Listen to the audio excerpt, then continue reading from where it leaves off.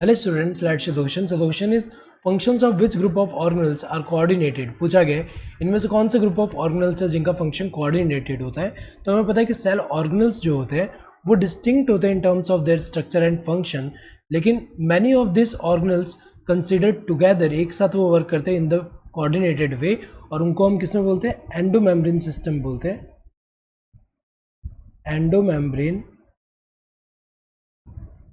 System, तो endomembrane system के part है जो कि कोऑर्डिनेटेड वे में फंक्शन परफॉर्म करते हैं. तो अगर हम देखें यहाँ पे इनमें कौन सा आता है, endoplasmic reticulum, endoplasmic reticulum, then Golgi bodies,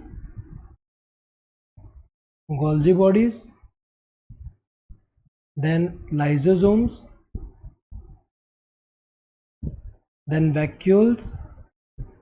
तो यहाँ पे अगर हम देखें तो जैसे एंडोप्लाज्मिक रेटिकुलम है, इससे जो प्रोटीन एंड लिपिड सिंथेसाइज होंगे वो वेसिकल के अंदर जब गोल्जी बॉडी में जाएंगे वहाँ पे क्या होगा, उसका modification depending on the requirement modification होगा और पैकेजिंग होगा. देन उसके बाद जो है वो हमें पता है कि सेक्रेटरी पाथवे हो सकता है या फिर उसके बाद जो है वो इंटरसेलुलर टारगेट के हिसाब से हो सकता है. तो अगर हम देखें कि लाइसोसोम जो है ये भी किससे फॉर्म हो रहा है, ये गोल्जी बॉडी फॉर्म कर रहे हैं यहाँ पे. तो अगर हम देखें कोऑर्डिनेटेड वे में ऐसे फंक्शन कर रहे हैं सब. तो यहाँ पे अगर हम देखें तो ये जो एंडोप्लाज्मिक रेटिकुलम ये तो है, गोल्जी कॉम्प्लेक्स ये भी है, लाइसोसोम्स भी है, वैक्यूल भी है. तो ये सही है, ये चारों जो है ये ऑर्गेनल्स ये एंडोमेम्ब्रेन सिस्टम के पार्ट है, तो कोऑर्डिनेटेड वे में फंक्शन करते हैं. सही है.